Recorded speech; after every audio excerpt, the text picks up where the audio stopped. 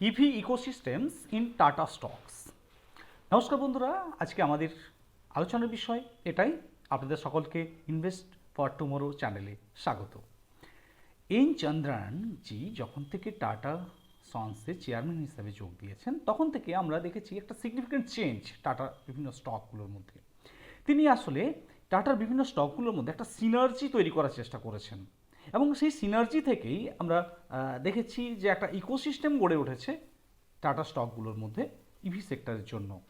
এবং রিসেন্টলি আমরা দেখেছি যে এই সরকারের পক্ষ থেকে ইভি সেক্টরের প্রতি একটা পুশ দেওয়ার চেষ্টা করা হচ্ছে, কারণ ভারতের মতো দেশ যারা কিনা net importer of crude oil, তাদের ক্ষেত্রে এই ক্রুড অয়েলের ইম্পোর্ট বিল সেটা তাদের বৃদ্ধির ক্ষেত্রে অনেকটাই বাধা হয়ে দাঁড়ায় এবং সেটা অনেকটাই ডিপেন্ডেন্সি রয়ে যাচ্ছে ইন্টারন্যাশনাল মার্কেটের উপর। আমরা রিসেন্টলি আমরা দেখতে পাচ্ছি যে যুদ্ধ বা যে কোনো জিওপলিটিক্যাল টেনশন যখনই হচ্ছে তখনই আসলে ক্রুড অয়েলকে একটা উইপন হিসাবে ইউজ করার টেন্ডেন্সি দেখা দিচ্ছে এবং ভারতের মতো দেশরা যারা ইমার্জিং কান্ট্রি তারা অনেকেই কিন্তু নির্ভর করছে এই ক্রুড অয়েলের উপর।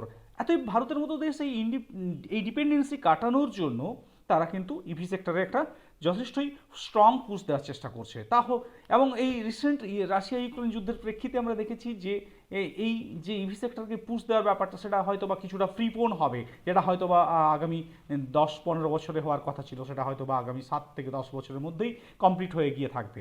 অর্থাৎ ইভি সেক্টরের প্রতি একটা কিন্তু যথেষ্টই প্রসপেক্ট দেখা যাচ্ছে, এই সেক্টরে একটা গ্রোথ আমরা কিন্তু দেখতে পাচ্ছি। এবং তাছাড়া ইন্ডিয়ার মানুষদের মধ্যে যে অ্যাকসেপ্টেবিলিটি, নতুন কিছুকে গ্রহণ করার যে ক্ষমতা, সেটাও কিন্তু অসাধারণ। আপনারা যদি খেয়াল করেন তাহলে দেখবেন যে 3 চাকার পরিবহনের ক্ষেত্রে টোটো কিন্তু চলে এসছে, অর্থাৎ ই মোবিলিটির সাথে ইন্ডিয়ান পিপল অলরেডি যুক্ত এবং তারা এটাকে কিন্তু খুব সহজে অ্যাকসেপ্ট করে নিয়েছে।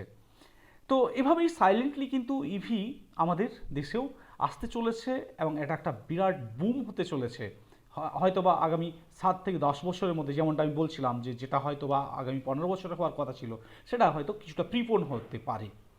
তো যাই হোক, আমরা এখন দেখে নেব আজকে যে এই টাটা স্টকগুলোর মধ্যে যে একটা ইকোসিস্টেম গড়ে উঠেছে ইভি সেক্টরের জন্য, সেই স্টকগুলো কোনগুলো।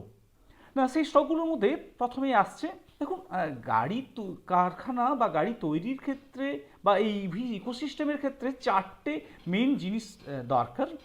একটা হচ্ছে কার ম্যানুফ্যাকচারার, 2 নম্বর হচ্ছে ব্যাটারি ম্যানুফ্যাকচারার, কারণ ইভির যে টোটাল যে কস্ট তার মধ্যে 40% কস্ট কিন্তু ব্যাটারির। সুতরাং ব্যাটারি একটা একটা মেন কম্পোনেন্ট, সুতরাং ব্যাটারি ম্যানুফ্যাকচারার। 3 নম্বর থাকবে যে টেকনোলজি, নতুন ধরনের গাড়ি, নতুন ইভিতে স্বাভাবিকভাবেই একটা পাওয়ার ট্রেন থেকে শুরু করে বিভিন্ন জিনিসের কম্পোনেন্টের অ্যাসেম্বলি ব্যাপারের জন্য একটা টেকনোলজির ব্যাপার থাকবে। সুতরাং টেকনোলজি একটা ইম্পর্ট্যান্ট ফ্যাক্টর কাজ করবে। এবং তার পরবর্তী ক্ষেত্রে আফটার সেলস যেটা দরকার সেটা হচ্ছে চার্জিং স্টেশন বিভিন্ন ডেভেলপমেন্ট, কারণ ইভি পুরো ব্যাপারটাই কিন্তু এই চার্জিং স্টেশন কতটা স্পিডে ডেভেলপ হবে এবং কত ভাবে এক্সপান্ড করবে, কত তাড়াতাড়ি এক্সপান্ড করবে, সেটার উপর নির্ভর করছে কিন্তু ইভি সেক্টরের ভবিষ্যৎ। সুতরাং চার্জিং স্টেশন একটা মারাত্মক ভূমিকা পালন করবে এই ইভি সেক্টরের ক্ষেত্রে। এবং এই 4টে মেজর এরিয়া যদি আমরা দেখি তাহলে দেখব টাটার স্টকগুলোর মধ্যে কিন্তু এই 4 ধরনের স্টকই কিন্তু রয়েছে।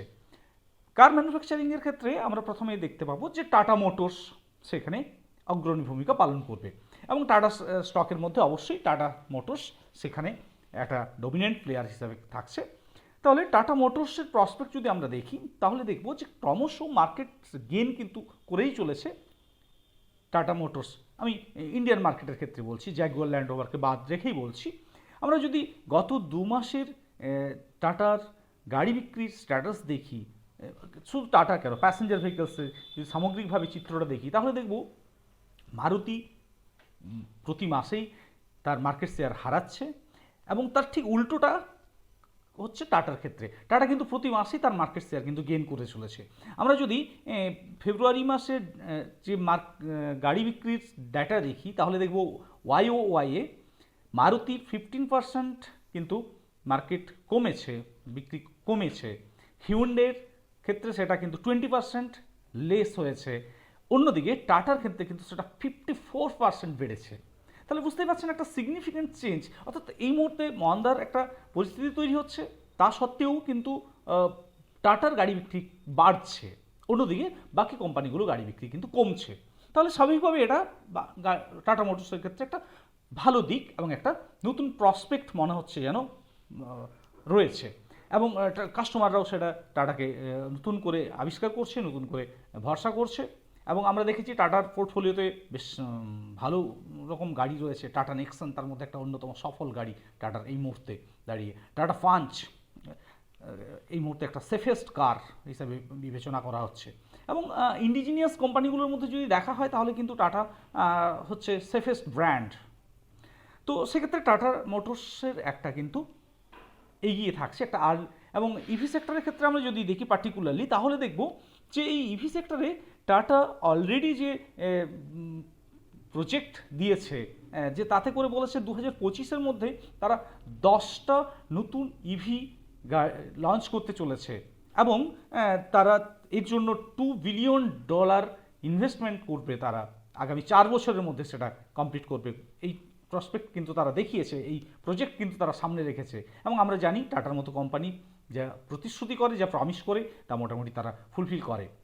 আবার অন্যদিকে আমরা রিসেন্টলি দেখেছি টিপিজি রাইজ ক্লাইমেট ফান্ড বলে একটা বিদেশি ফান্ড, তারা কিন্তু টাটা মোটরসের ইভি সেগমেন্টের উপর শুধুমাত্র $1 বিলিয়ন অর্থাৎ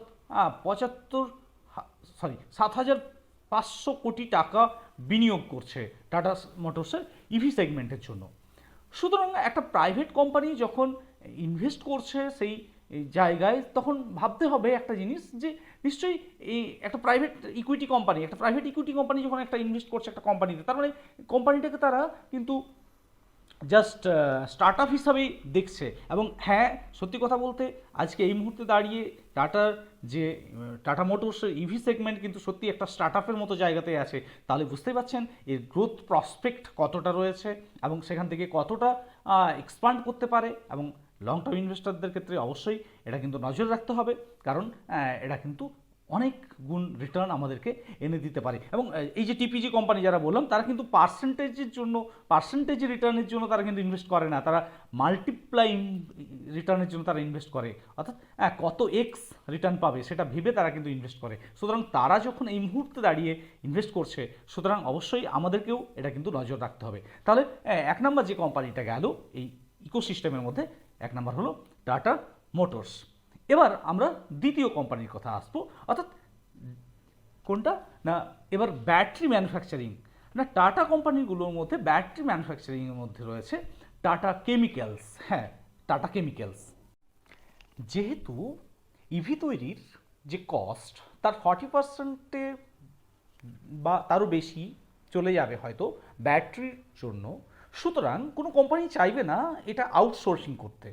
সুতরাং টাটা মোটরসও যখন ইভি সেগমেন্টে নেমেছে, তারা কিন্তু ভেবে রেখেছে যে তারাও কিন্তু তাদের যে ব্যাটারির রিকোয়ারমেন্ট সেটা কিন্তু তার ইনহাউস থেকেই নেবে।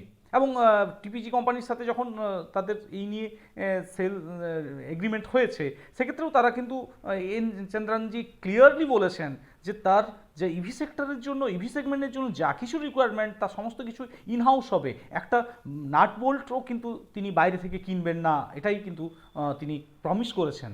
সুতরাং তার ব্যাটারির যা রিকোয়ারমেন্ট সেটা কিন্তু টাটা কেমিক্যালস থেকেই সরবরাহ হবে। এবং আমরা দেখেছি tata chemicals new chemistry battery sell নিয়ে কাজ করছে। আবার অন্যদিকে টাটা কেমিক্যাল কিন্তু লিথিয়াম আয়ন ব্যাটারি রিসাইক্লিং প্রসেসেও কিন্তু কাজ করছে। সুতরাং এখান থেকে টাটা কেমিক্যালস কিন্তু একটা অ্যাডভান্টেজ জায়গায় আছে, প্রথমত ব্যাটারি তৈরির ক্ষেত্রে, দ্বিতীয়ত ভারতে যদি এই ইভি সেগমেন্ট সত্যি একটা বড় জায়গায় যায়, একটা যে প্রসপেক্ট করা হচ্ছে, যে গ্রোথ দেখা হচ্ছে, সেটা যদি ফুলফিল হয়, তাহলে কিন্তু যে ইউজড লিথিয়াম ব্যাটারিগুলো সেখান থেকে যখন সেগুলো ইউজড হয়ে যাওয়ার পর যেগুলোকে রিপ্লেস করা হবে, সেই ইউজড ব্যাটারিগুলো থেকে লিথিয়ামকে যদি পুনরায় ঘুরিয়ে আনা যায়, কারণ লিথিয়াম খুব কম পরিমাণে পাওয়া যায় বিশ্বে আমরা জানি, এবং খুব একটা দামি জিনিস। সুতরাং সেটাকে রিসাইকেল করার প্রসেসিং কিন্তু টাটা কেমিক্যাল অলরেডি শুরু করে দিয়েছে, এবং তারা সেখানে সফল, অনেকটা পরিমাণ বিশুদ্ধ লিথিয়াম কিন্তু তারা সেখান থেকে রিসাইকেল করে বের করতে পারছে। সুতরাং এক ধাপ এগিয়ে ব্যবসাটা যেন শুরু করেছে টাটা কেমিক্যালস। আবার যদি আমরা দেখি টাটা কেমিক্যালসের অন্যান্য ব্যবসাগুলোও কিন্তু এর পাশাপাশি রয়েছে, যেমন soda ash producer, crop protection, speciality chemicals ইত্যাদি জায়গাটাও কিন্তু থাকছেই। আমি ইভি, যদিও এগুলো বেসিক কেমিক্যালসের দিক, এটা ইভি সেক্টরের সাথে যুক্ত নয়, তা সত্ত্বেও আমি বলে রাখছি অ্যাজ এ হোল কোম্পানির চিত্রটা তুলে ধরার জন্য। তাছাড়া টাটা গ্রুপের বিভিন্ন কোম্পানিতে কিন্তু টাটা কেমিক্যালস একটা সিগনিফিক্যান্ট স্টেক হোল্ড করে রয়েছে। সুতরাং সেই দিক থেকে আমরা যদি দেখি, টাটা কেমিক্যালস কিন্তু একটা আন্ডারভ্যালুড স্টক এই মুহূর্তে দাঁড়িয়ে, এবং তার প্রসপেক্টও কিন্তু যথেষ্ট বেশি ইভি সেক্টরের ক্ষেত্রেও। 3 নাম্বার যে কোম্পানিটা আমরা এই ইভি ইকোসিস্টেমের ক্ষেত্রে নেব, সেটা হচ্ছে technology company tata Elxsi. Tata এলএক্সি, ওকে। টাটা এলএক্সি টেকনোলজির পাশাপাশি ডিজাইনিং কোম্পানিও।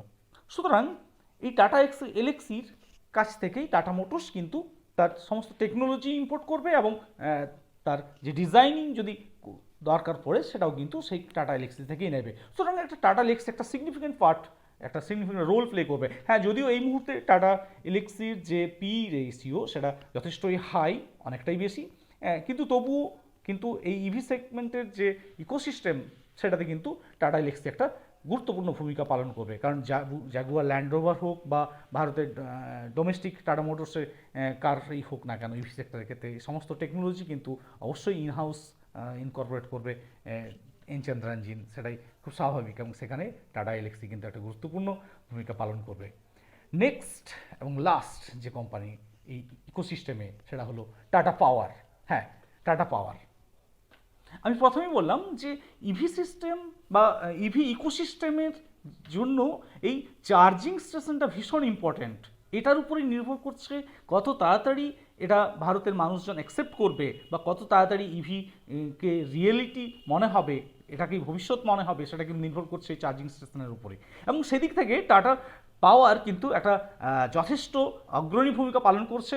আমরা অলরেডি দেখেছি যে টাটা পাওয়ার তার 40টা সিটিতে চার্জিং স্টেশন স্থাপন করেছে, এবং প্রায় 6000-এর ওপর চার্জিং স্টেশন অলরেডি এস্টাবলিশ করেছে। এবং টাটা পাওয়ার শুধুমাত্র একটা সেক্টরে নয়, হোম, পাবলিক ট্রান্সপোর্ট থেকে শুরু করে ফ্লিট, সমস্ত চার্জিংয়ের ব্যবস্থাই কিন্তু সে রেখেছে। এবং একটা মোবাইল অ্যাপ ব্যবহার করছে, স্মার্ট মোবাইল অ্যাপ ব্যবহারের মধ্য দিয়ে খুব সহজেই এই চার্জিংকে মনিটর করা যাবে। তার খুব সহজেই, খুব ইজিলি কাস্টমাররা সেটাকে অ্যাক্সেস করতে পারবে, তার ব্যবস্থা করেছে। এত সমস্ত দিক থেকে টাটা পাওয়ার কিন্তু এই ইভি চার্জিংয়ের এবং ইভির যে ইকোসিস্টেমে অন্তর্ভুক্ত হওয়ার জন্য ঝাঁপিয়ে পড়েছে।